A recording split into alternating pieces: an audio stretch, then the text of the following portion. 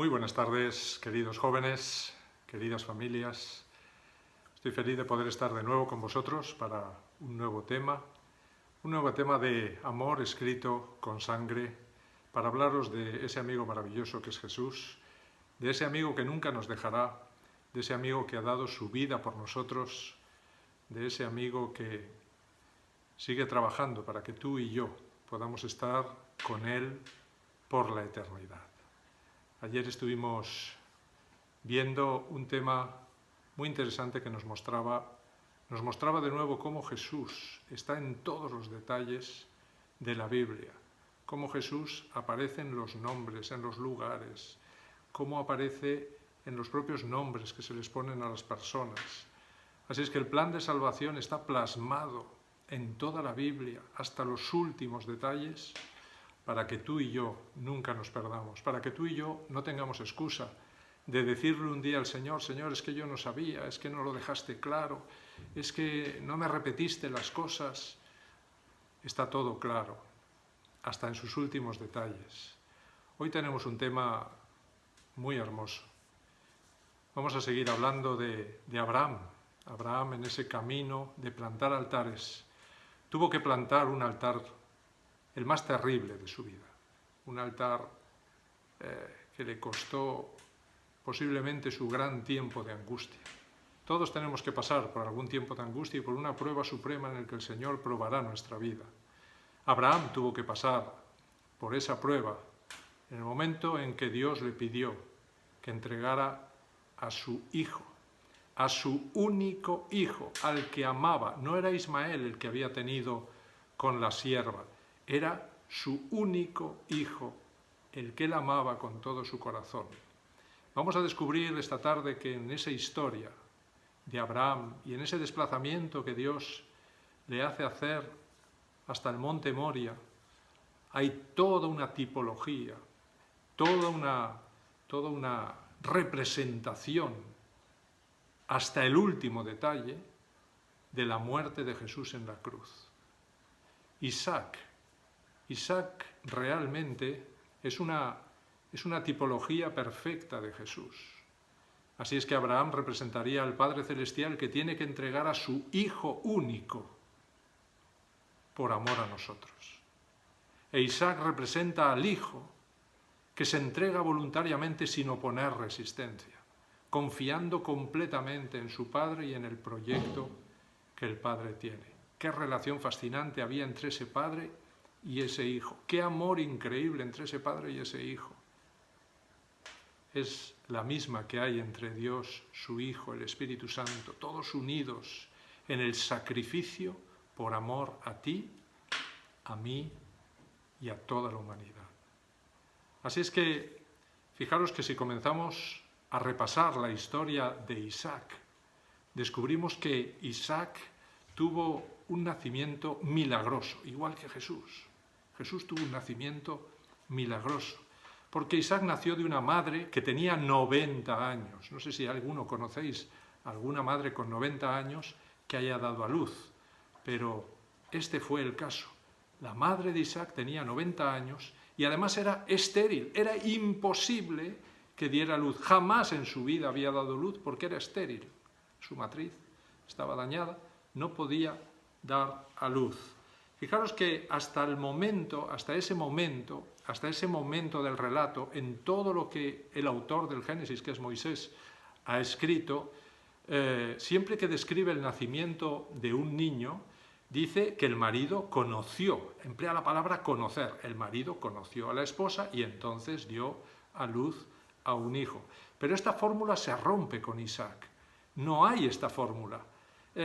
Se nos dice en Génesis 21, del 1 al 2, dice, visitó, fijaros qué interesante, visitó Jehová a Sara como había dicho, e hizo Jehová con Sara como le había prometido. Sara concibió y dio a Abraham un hijo en su vejez, en el plazo que Dios le había dicho. No aparece por ningún sitio la palabra en el que se supone que Abraham tuvo que conocer a Sara. Está claro que tuvo que conocer a Sara.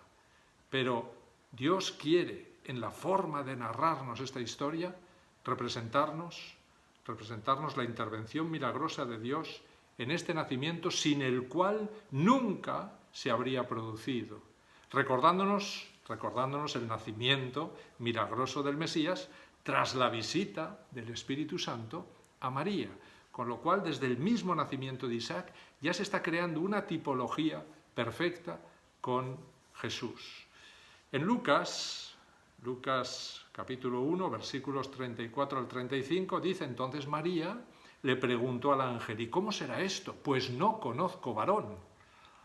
Respondiendo el ángel le dijo: el Espíritu Santo vendrá sobre ti y el poder del Altísimo te cubrirá con su sombra, por lo cual también el santo ser que va a nacer será llamado Hijo de Dios. Pues de alguna manera se quiere representar que Isaac fue un puro milagro de Dios, sin el cual nunca habría nacido. El nacimiento de Isaac también vino en el tiempo establecido y anunciado por Dios. En Génesis 21, del 1 al 3, dice que visitó Jehová a Sara como había dicho, e hizo Jehová con Sara como le había prometido. Se lo prometió un año antes, cuando Jesús apareció con sus dos ángeles para destruir Sodoma y Gomorra.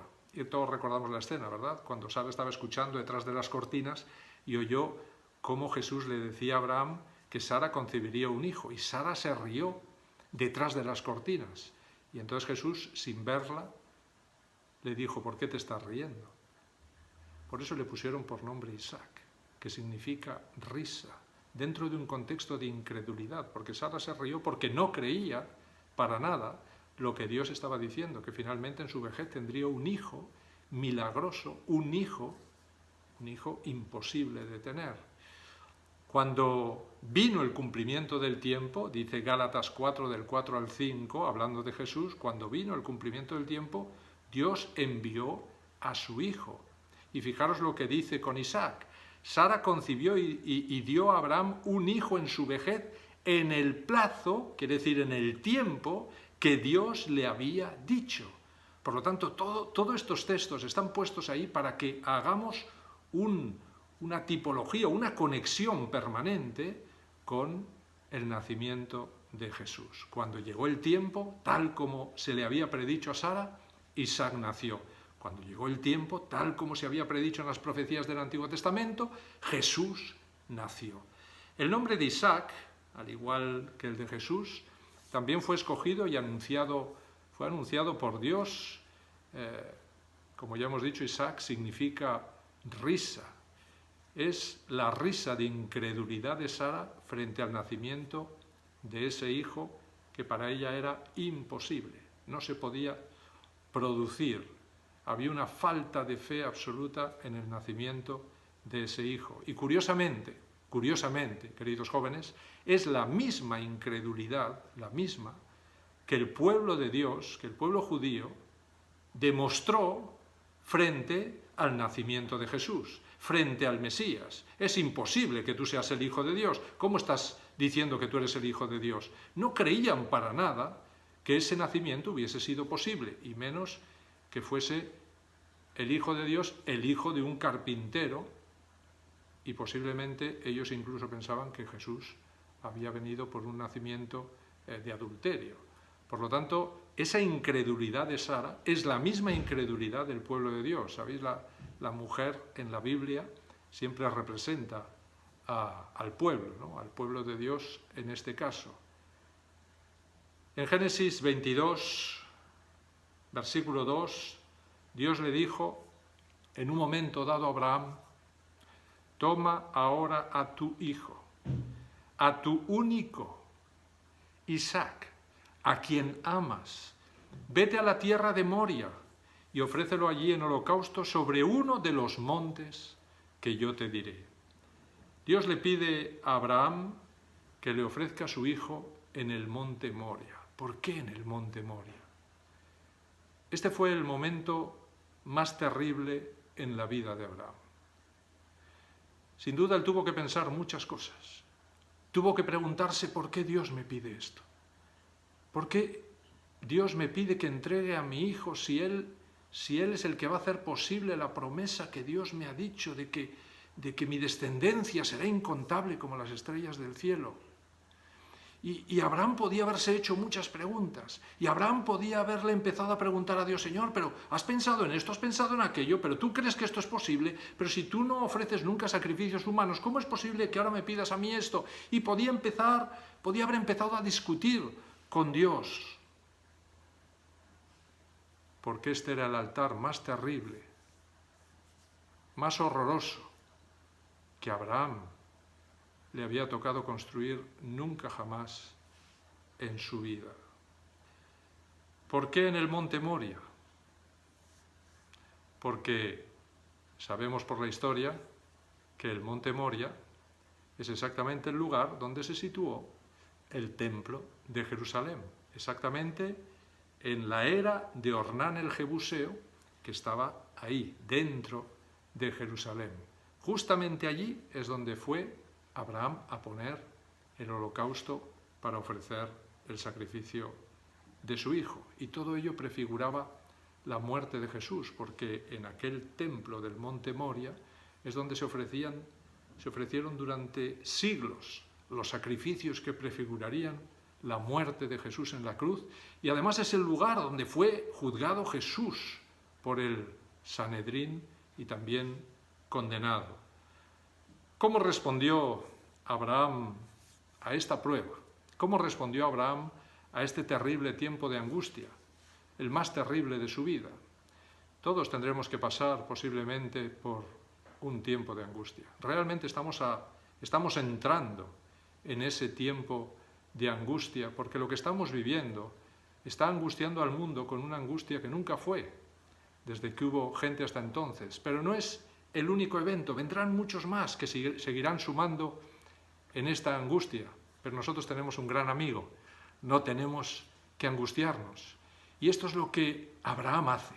Abraham entra en un tiempo de angustia porque por un lado tiene que ofrecer a su hijo, al que ama, al único, y no puede empezar a discutir con Dios el por qué le está pidiendo aquello, pero por otro lado él confía en Dios, tiene una fe en Dios absoluta. Él sabe que Dios va a ofrecerle una salida. Así es que, queridos jóvenes, cuando Dios nos pida algo, cuando Dios te pida algo, cuando tú sientas que el Espíritu Santo te está llamando a hacer algo, fíjate Abraham lo que hizo. Dice en el capítulo 22, versículo 3, que Abraham se levantó muy de mañana, ensilló su asno, tomó consigo a 2 de sus siervos y a Isaac su hijo, después cortó leña para el holocausto y se levantó y fue al lugar que Dios le había dicho. Fijaros que Abraham no pone excusas, Abraham no comienza a discutir con Dios, Abraham no retrasa su salida, incluso no le dice nada a la esposa, porque a lo mejor la esposa le podía impedir que él hiciera aquello pensando que había perdido la cabeza. Así es que Abraham, muy temprano, antes de que se despertara nadie, levanta a su hijo, llama a 2 siervos, coge su asna, la prepara y se marcha para hacer urgentemente lo que Dios le ha pedido que haga. ¡Qué fe la de ese hombre! Después de los fallos que había cometido en su vida, ese hombre había aprendido. ¡Qué fe, querido joven! Cuando Dios te pida algo, no tardes en realizar lo que Él te está pidiendo. No tardes en hacerlo. Hazlo, confiando en que Él te va a ofrecer la solución al problema que quizás tú no comprendes o no entiendes. En esta historia tenemos también detalles, ¿no? Un montón de detalles que nos representan justamente pues toda esa última semana de la pasión de Jesús. En esta historia hay un asno. Es la primera vez que aparece en Génesis un asno. La primera, y aparece en esta historia. Un asno implicado en este viaje de 3 días, ¿verdad? ¿Y qué nos recuerda? Pues nos recuerda el asno que montó Jesús, tomado de la aldea de Betfagé, que estaba justo delante del monte Moria, justo delante estaba esa aldea, y curiosamente Jesús mandó a 2 de sus discípulos, 2 discípulos, a buscar el asno, que se lo trajeron. Curiosamente, no solo hay un asno, también hay 2 siervos que acompañan en este viaje extraño de 3 días a Abraham y a Isaac hasta el monte Moria. Así es que veis como los mismos detalles que hay en una historia se reproducen en la otra historia. Estaba todo preparado, estaba todo prefigurado. Esto es para los que dicen que, bueno, que la muerte de Jesús fue un accidente y que aquello se produjo, pues no se sabe bien cómo, ¿verdad? Pero que incluso a lo mejor ni siquiera tenía que haber tenido que morir. Bueno, pues entonces la historia de Isaac, ¿para qué está ahí? La historia de Isaac está ahí justamente porque Dios nos quiere mostrar que Él había preparado hasta el último detalle, Él conocía hasta el último detalle de lo que iba a ocurrir en esa última semana de la pasión de Jesús. Génesis 22:4 me dice: al tercer día alzó Abraham sus ojos y vio de lejos el lugar. ¿Por qué 3 días de camino? ¿Por qué se tardaba en llegar ese tiempo al monte Moria? ¿Por qué se especifica el tiempo que se tarda en llegar? Y además dice al tercer día. ¿Cuántas veces Jesús les dijo en su ministerio a sus discípulos: pero al tercer día yo resucitaré? ¿Cuántas veces se lo dijo? Pero al tercer día yo resucitaré. Aquí aparece el tercer día. Realmente, queridos jóvenes, queridos hermanos, siempre que en la Biblia aparezca el número 3, no solo me está hablando del Padre, el Hijo y el Espíritu Santo, es que el Padre, el Hijo y el Espíritu Santo están los tres implicados en un proyecto de salvación para restaurar al hombre. Así es que el número 3 siempre está ligado con un proyecto de salvación dirigido por Dios. Siempre que aparece el número 3, hay detrás una enorme lección del proyecto de salvación. Podríamos poner múltiples ejemplos. El arca de Noé tenía 3 pisos. El santuario tiene 3 espacios. Hay 3 ángeles que vuelan por lo alto del cielo, ¿verdad? Dios sitúa 3 tribus al norte, 3 al este, 3 al oeste, 3, siempre el número 3.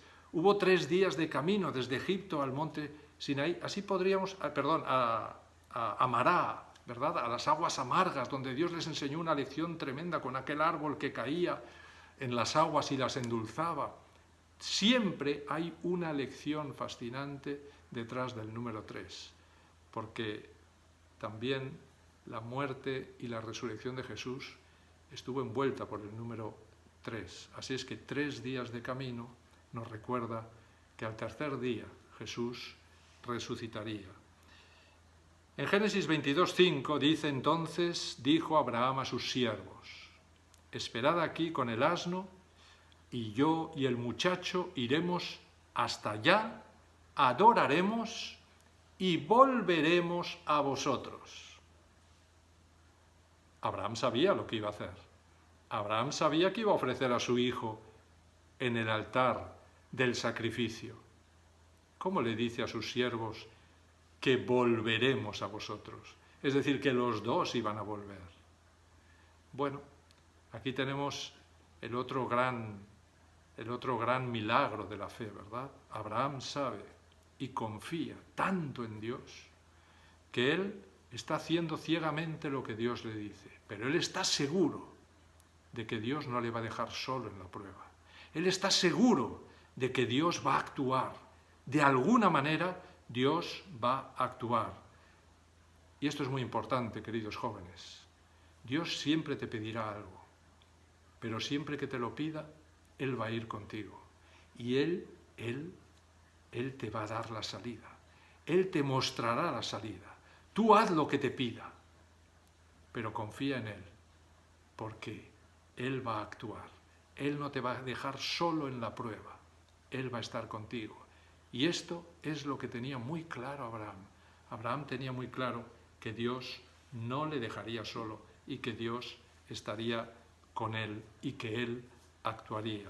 El apóstol Pablo dice que Abraham pensó, lo dice en Hebreos 11:19, que Abraham pensó que Dios es poderoso para levantar aún de entre los muertos, de donde en sentido figurado también lo volvió a recibir. Y es verdad, porque Isaac fue salvado en el último instante de la muerte.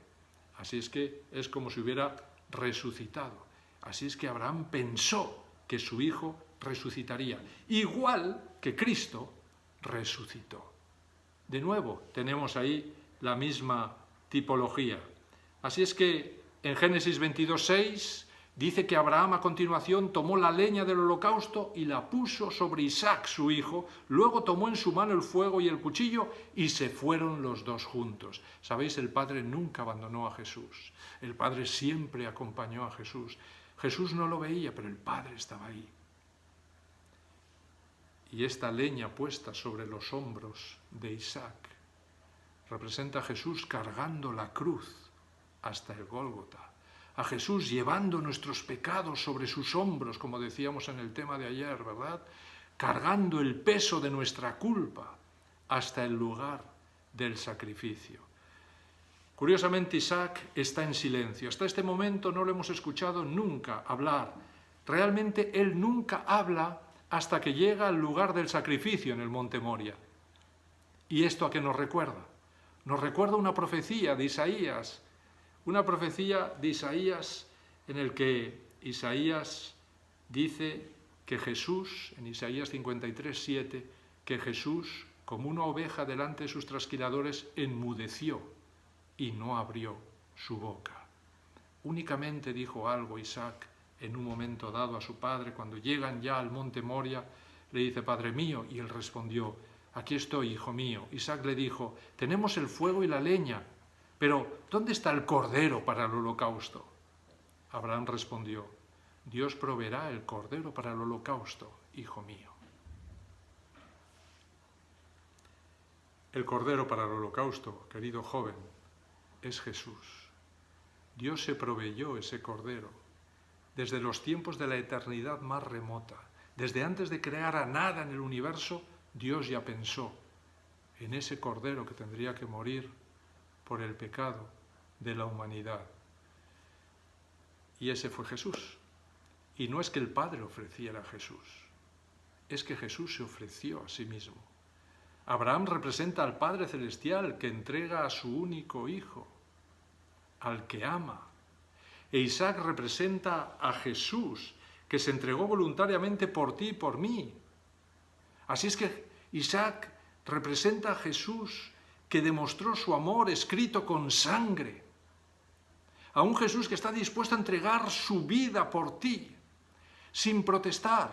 Sabemos que Isaac tendría entre 20 y 30 años cuando se produce este acontecimiento. Podía perfectamente haberle pegado un empujón al padre y haberle dicho: Papá, pero tú ¿qué estás diciendo? ¿Estás loco? ¿Cómo que me vas a entregar a mí aquí en sacrificio? Pero Isaac se dejó atar. Isaac le dijo a su padre: pues si Dios te ha pedido eso, Padre mío, aquí estoy. Qué confianza entre ese padre y ese hijo. Ojalá, chicos, tuvieseis esa relación con vuestros padres. Ojalá, padres, amaseis de esa manera a vuestros hijos. Tan increíble, esa relación espiritual tan profunda, que demostraba cultos de familia, que demostraba conversaciones muy profundas entre ese padre y ese hijo. Ojalá saquemos lecciones importantes de todo esto.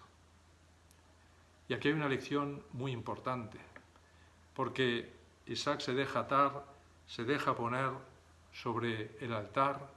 El padre levanta el cuchillo para degollar a su hijo, y cuando lo está bajando, un ángel le paró la mano. Así es que Abraham estuvo dispuesto a entregar a su hijo en sacrificio, confiando plenamente en Dios. Abraham estuvo dispuesto a sacrificar lo que más amaba en este mundo. La pregunta es: ¿qué estás dispuesto a sacrificar tú por el Señor? ¿Cuál es tu sacrificio? ¿Hay algo que quizá te está apartando de tener una correcta relación con Dios? ¿Hay algo que es tu ídolo en este mundo, lo que más amas en este mundo, y no lo quieres soltar, no lo quieres sacrificar, y Dios te está diciendo: sacrifícame esto? Querido joven, piénsalo, porque Dios siempre te va a pedir que sacrifiques lo que más quieres en este mundo, lo que más amas en este mundo, si eso te va a separar de Él. Así es que esta es la tercera gran lección de esta historia. ¿Y cómo terminó esta historia en el monte Moria? Tal como había dicho Abraham, Dios proveyó el cordero para el holocausto. En el último instante, todos conocéis la historia, cuando Abraham va a bajar el cuchillo sobre Isaac, un ángel le para la mano y le dice en Génesis 22, del 12 al 13, no extiendas tu mano sobre el muchacho ni le hagas nada. Pues ya sé que temes a Dios, por cuanto no me rehusaste a tu hijo, a tu único hijo. Entonces alzó Abraham los ojos y vio a sus espaldas un carnero trabado por los cuernos en un zarzal. Fue Abraham y tomó el carnero y lo ofreció en holocausto en lugar de su hijo. Querido joven, sigue habiendo lecciones impresionantes aquí. ¿Por qué Abraham no había visto aquel carnero? ¿Por qué aquel carnero estaba trabado por sus cuernos en un zarzal? El carnero representa al macho del cordero, así es que representaba a Jesús. Es ese cordero que muere por el pecado del mundo. ¿Pero por qué estaba trabado por sus cuernos? Sabemos por distintos textos bíblicos que los cuernos representan el poder. Así es que el poder del animal está en los cuernos. El poder de Jesús está representado por los cuernos. ¿Y qué pasaba con el poder? Estaba trabado en espinas. ¿A Jesús le pusieron algo de espinas en la cabeza? ¿Trabó Jesús todo su poder en una corona de espinas? Pues sí, Jesús trabó todo su poder divino en una corona de espinas. Satanás le gritaba, baja de la cruz. No sirve de nada que sigas ahí. ¿Por qué los amas tanto? Mira, han huido todos, se han marchado todos, te han dejado, no queda nadie. Ninguno de tus discípulos se ha quedado contigo. Bueno, ahí está Juan, pero ¿y todos los demás dónde están? Mira a los dirigentes, todos burlándose de ti, todos gritándote, escupiéndote. ¿Para qué estás muriendo por ellos? Nadie cree en ti.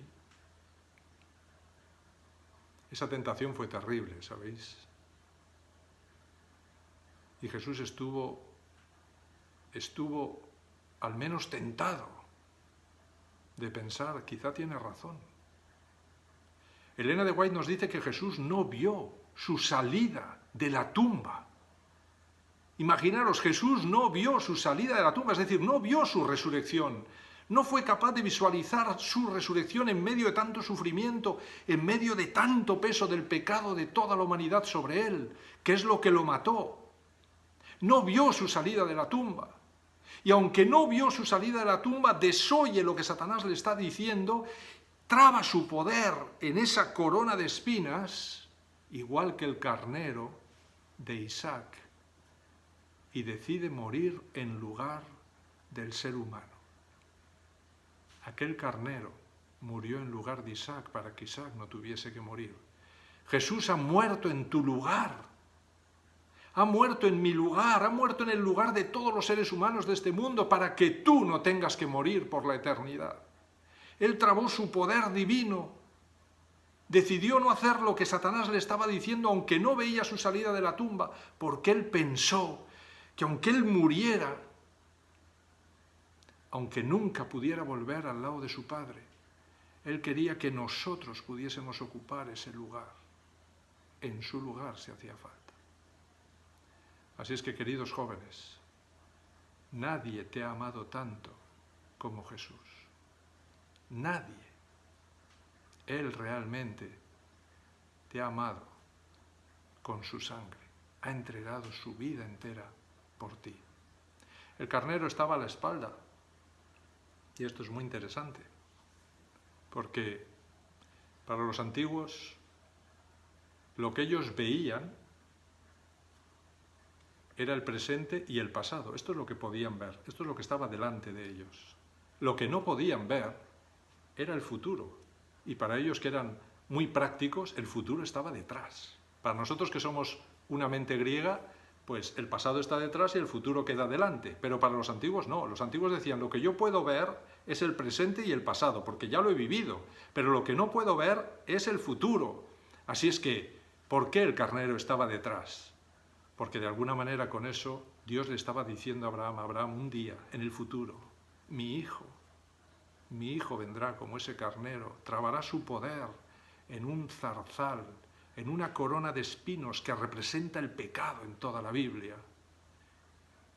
y morirá, para que tu Hijo y toda tu descendencia de seres humanos no tengan que morir por la eternidad. Él pagará el precio. Querido joven, si esto no es amor escrito con sangre, ¿qué otra cosa puede ser? Ojalá te unas a ese gran amigo que ha dado su vida por ti, le entregues tu vida, le entregues lo que más amas en este mundo, ese vicio, ese pecado, esas cosas que quizá te están apartando de Dios, entrégalo en sacrificio. Confía en Dios, no tardes en hacer lo que te está pidiendo. La puerta de la gracia se está cerrando y el Señor Jesús quiere tenerte con Él por la eternidad. Voy a orar por ti. Querido Señor, gracias por esta historia tan llena de detalles del amor increíble que Jesús, Señor, entregó por nosotros, entregó su vida, entregó todo lo que tenía. El Padre entregó lo que más quería. Querido Señor, ojalá sensibilices nuestro corazón, sensibilices el corazón de nuestros jóvenes, sensibilices el corazón de todos los que estamos escuchando esta historia, para que nada haya en este mundo que amemos más que a Jesús, para que nada haya que nos separe del amor increíble de Jesús, para que te podamos entregar en el altar de los sacrificios, Señor, aquellas cosas que quizás nos están apartando de ti. Confiamos plenamente en ti. No vamos a tardar, Señor, en responder a tu llamado y vamos a confiar plenamente en que tú vas a actuar en nuestra vida poderosamente. Tú vas a transformar nuestra vida y muy pronto volverás a buscarnos para que podamos estar contigo por la eternidad. Bendícenos y acompáñanos, que te lo pedimos por los méritos, esos méritos maravillosos de tu amado Hijo Jesús. Amén, Señor. Querido joven, que el Señor te bendiga y nos vemos mañana en el siguiente tema.